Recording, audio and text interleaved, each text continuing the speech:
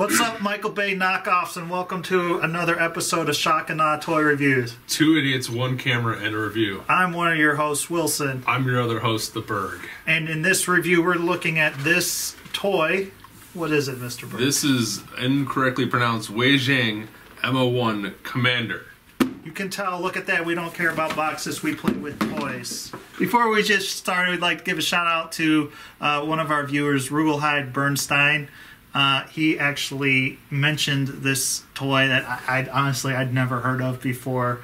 Said check it out. Apologies if we mispronounced your name. Yeah, if we mispronounced your name. We're stupid Sorry, Americans. yes, but thanks again. So this one's going out to you. This is your Optimus Prime from the award-winning Transformers movie, Transformers 4: Age of Extinction. Sure. He is in his flat-nosed cab because you remember in the movie, I'm sure, Mr. Berg, he goes into finally went to the flat-nosed truck for mode. the first 15 minutes. He is a knockoff of the Hasbro one, right? You know all about this knockoff. He's a knockoff of a knockoff. This one, I don't know the clear history of it. There is a Hasbro version that is a Voyager size. So they upscaled him to at least leader class size and threw tons of improvements onto the figure to make it even more screen accurate, and also put in a ton of die cast. Yeah, he's heavy. He's got rubber wheels, as you know. Of course, I like the rubber wheels. You like the rubber? They spin real nice. The metal just makes him look even better. The paint, everything I've seen is applied really well. I love the smokestacks. Smokestacks are awesome. They actually go like that for when he's a robot, but they look great and they move. These move in and out the side rear view mirrors, so that's another nice added touch. Oh yeah, the back, as well as the back here, is covered up real nice. It's these two flaps. Yeah, before, like on the Hasbro one, it was sort of like that. So again, it's more of those improvements that just make it look great. I was very impressed with the way it looked. I really, really dig the alt mode, the truck mode. It looks great. I will say that I love this mode. Yeah. I was so happy that Michael Bay went, oh, this is what Optimus Prime looks like. And then they put that in the movie so that I could actually go, Optimus Prime's in a fucking Transformers movie. Amazing. This toy looks great. It looks better. In this mode, I would say that any other Optimus Prime I've seen. Have you seen MP10? Yes. And you think he's better looking than MP10? I think he looks better than MP10. You like all the extra details and stuff too? Yeah, I love it, and the paint is flawless. They, painted the window wipers. Mm-hmm. I even have the original, whatever it was, 20th anniversary Mega Prime that they then shrunk down to MP10. This looks way better in this mode. I love the red, the shade of red. I love the shade of blue. I love that there's gray. So for some size comparison, here is the actual Voyager Optimus from Hasbro. Quite a bit smaller. I'll be honest, when I originally saw like this guy, I was not expecting him to be that as big as he was. This looks like a toy. This looks like a Tonka truck. Like, yeah. This thing looks amazing. And here he is next to the Combiner Wars Megatron. Leader class as well. Leader class, yeah. So maybe he is leader class. I don't know. And next to Make Toys, Masterpiece Chrome Dome. Next to the Age of Extinction Hound from the same company. They look good together. Same scale? No. Those are in the same scale. I'm so confused. And here he is next to a deluxe Trailbreaker Combiner Wars. And here he is, a version of Optimus Prime himself. If you say so. Detail-wise and everything, he is a million times better than the Hasbro version. There are pieces on him that move that didn't on the other one, like he's got some cool toe articulation. These things move to help you get different poses. You can flip them out. Yeah, and he's just, overall, he's, again, got a lot of die cast and a lot of detail in the paint and everything. The flames even have silver kind of outlines around them. Just very tiny. They're very cool. But why does he have flames on him if he doesn't have? Because this is the one from the Michael Bay movies, and in the Michael Bay movies, he has flames. And yes, I don't know why he has flames if he was in evasion mode and you never saw the flames on the truck. That's a great question. one for the ages. Just for tonight. Something else that I really dig is the hands. Of course, now are articulated, but they made the hands look very much like, almost exactly like the movie, with this little, just the indent or whatever, the little space in his knuckles. Another great thing is little pieces like that for the transformation. They've had it so this moves out of the way. It's very cool. The transformation is simple in terms of it's very, very reminiscent, almost exactly like the Hasbro one. Now, the Hasbro one was a pain in the ass, so this one, of course, is a pain in the ass by default. Sculpt, except for this little thing right here, paint-wise, it's wonderful. If you like the look of this, this is as movie accurate, I guess. He can kind of look up a lot, look down a lot, side to side. Not really much of a tilt. His arms can do a super tight 360. They can come out on a ratchet. He's got a bicep swivel. He's got a weird, funky Elbow joint. elbow joint. Does get a lot of range for what it is. It just looks weird. But that's alright. Swivel wrists. That can also go out. Can't go in. Thumbs on a ball joint. The fingers are on one knuckle bend. They are not separated fingers. Does not have an ab crunch. Does have a waist swivel. All this little panel stuff kind of moves, but I don't know if it's supposed to. Can kick, super high kick, super crazy back kick. Nice strong ratchets too.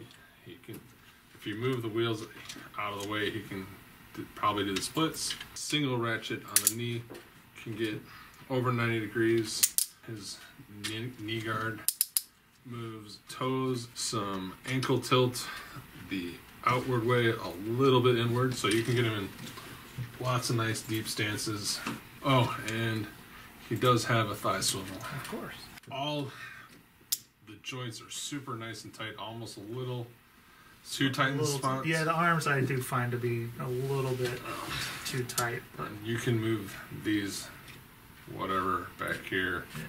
And these move back. And these move. They're on multiple hinges, so you can put them in any direction you want. Any pose you need him to get, he can get into. Does he pass the 1 foot test? Of course he fucking does. Because this toy might be amazing. Let's look at some accessories. Does this guy come with any? Oh, he comes with some great ones. First of all, as you may have seen in truck mode, his tanks on the side. Gas tanks? Gas tanks, that's right. These can become a giant rifle. Ooh. So yeah, it becomes a rifle, and he has the peg just like a Masterpiece hand does. And it pegs right in. Fits pretty securely. It looks okay. It's not my first go-to for weapon for the accessory, but he holds it. If not using it as a gun, they can plug in right back here where there's holes. Fit in real nice. What was one of the signature things that he had in the movie? He had these weapons in. He had these Energon mace. That's no. Swords. Yes, very good. He comes with swords, and they're clever. They're made to look like in the movies they come like out of his hand. So what they did is they made it like a kind of like a gun handle here, and you plug it into his hand again. It fits nice, and it gives it the appearance sort of hey, these have just kind of shot out of his wrist. Very cool. And that looks awesome. You can get all kinds of the great movie stances. Great sculpt, and I like the two-tone. There are also Cybertronian symbols on the blades. As you may remember, I'm sure, Rick. Oh. Mr. Berg, that you remember. I'm an expert on all 17 Michael Bay Transformers. In Part 3, Dark of the Moon. He had a shield. My second favorite Transformers Michael Bay film. Yeah. He had a shield, and this one comes with a giant shield. Again, it's got the orange plastic in here and the gray, and there's all kinds of sculpted detailing on there along with all those nice Cybertronian symbols. Plugs right in. He can hold it out in front of him. There's also, it's on a hinge so he can hold it to the side. But it's kind of missing something. What was the other weapon they used? That's right, an axe. What's strange about the axe is it actually doesn't have a peg for the palm. So what? Yeah, that's the one bizarre thing. I don't know why they decided to do that. But if you get it just right, he does hold it fairly tightly. There you go. So there, he can hold it. He also comes with an alternate face that I do not have here, but it's just it is just the face that has a mouth. Does he have a matrix? Oh, of course he does. He's an Optimus Prime toy. He's got a matrix. His chest opens and the matrix is right in there. That's even. Oh wow, that's got some nice detailing. Nice detailing and paint. Yeah, impressive for what it is. So here we have him again next to the official Voyager version of him from Hasbro. Next to Leader Class, Megatron, Deluxe Trailbreaker, and then MMC's Overlord. Which MMC's Overlord is actually bigger than him still. Yeah. And he's bigger than Leader Class, so. I believe he's officially oversized. Okay. As always, in front of Make Toys Scorponok.